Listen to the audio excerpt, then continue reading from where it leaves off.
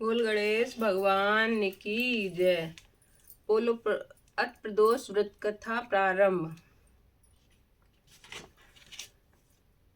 एक बार भागीरथी नदी के तट पर 88,000 ऋषि मुनि एकत्रित हुए। तभी वहां पर श्री सूत जी भी पधारे। उन ऋषि मुनियों ने श्री सूत जी से पूछा, हे महात्मन, अब कलयुग का प्रारंभ हो गया है। इससे प्राणी पाप कर्मों में तत्पर होने लगे हैं। मनुष्यों की आयु कम होने लगी है। विभिन्न प्रकार के कष्ट और पीड़ाओं से सभी मनुष्य आक्रांत होने लगे हैं। ऐसी दशा में भगवान की भक्ति कर पाना किस प्रकार से संभव होगा। हे सूत जी, वैसे ही पुण्य कार्य अत्यंत परिश्रम से होते हैं। ऊपर से कलयुग का समय चल रहा है। अंतः कलयुग में कोई भी मनुष्य पुण्य नहीं करेगा। पुण्य कर्मों के अभाव के कारण मनुष्य की प्रकृति भी पापमय हो जाएगी और इससे मनुष्य अपने वंश सहित नष्ट हो जाएंगे। हे सूत जी, ऐसी स्थिति में थोड़े से परिश्रम से ही मनुष्य को अपार पुण्य की प्राप्ति हो, ऐसा कोई उपाय हम लोगों को बताइए। हे महात्मन, कोई ऐसा व्रत बतलाएं जिसको करने से मनुष्य की सारी मनोकामनाएं पूरी होती हैं। श्री सूत जी बोले, हे श्रेष्ठ मुनियों, अब मैं उस व्रत को कहता हूँ जिसे करने से सारे पाप नष्ट हो जाते हैं। इस व्रत को करने से मनुष्य के दुखों का नाश होता है, उसके धन में वृद्धि होती है, श्रेष्ठ संतान की प्राप्ति होती है और उसकी अन्य सभी शुभ मनोकामनाएं पूरी होती हैं। उस व्रत का नाम है प्रदोष का व्रत। 7 वारों के आधार पर इस व्रत के 7 प्रकार हैं। प्रत्येक प्रकार के व्रत का अपना अलग अलग महत्व है। अब मैं उन 7 व्रतों की कथा का वर्णन कर रहा हूँ। आप सभी ध्यान पूर्वक सुने। अत सुख प्रदोष व्रत कथा प्रारंभ।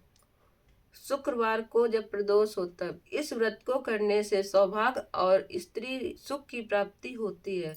सुख प्रदोष व्रत की कथा प्रारंभ।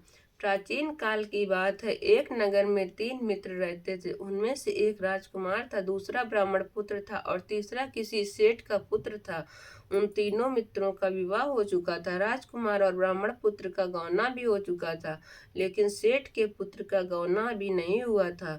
एक दिन सेठ के पुत्र से उसके राजकुमार मित्र ने कहा कि तुम गौना कराकर अपनी पत्नी को ले आओ। ये सुनकर उसने अपनी पत्नी को बुलाकर लाने का निश्चय कर लिया। सेठ के पुत्र ने घर जाकर कहा कि मैं अपनी पत्नी को लेने अपनी ससुराल जा रहा हूँ। सुनकर उसके घर वालों ने कहा कि अभी शुक्रास्त है, अर्थात शुक्र ग्रह डूबा हुआ है। ऐसे में बहू को विदा कराकर नहीं लाते हैं।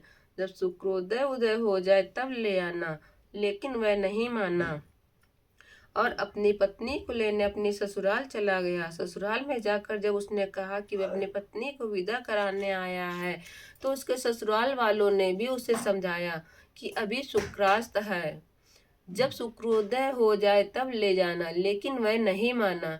विवश होकर उन्होंने बेटी और दामाद को विदा कर दिया। रास्ते में उसकी बैलगाड़ी का पहिया टूट गया और बैल की भी एक टांग टूट गई। उसकी पत्नी को भी बहुत चोटें आई। आगे चलने पर डाकुओं ने उनका सारा धन लूट लिया। वह रोता पीटता घर पहुंचा। वहां पहुंचते ही उसे सांप ने डस लिया। वेदों ने उसे देखने के बाद कहा कि ये 3 दिन में मर जाएगा। जब ब्राह्मण पुत्र को पता लगा तो वह सेठ के पास आया। उसने सेठ से कहा कि आपका पुत्र शुक्रास्त में अपनी पत्नी को विदा करा कर लाया है, इसलिए यह घटनाएं घटित हो रही हैं। इसे इसकी पत्नी सहित वापस ससुराल भेज दें।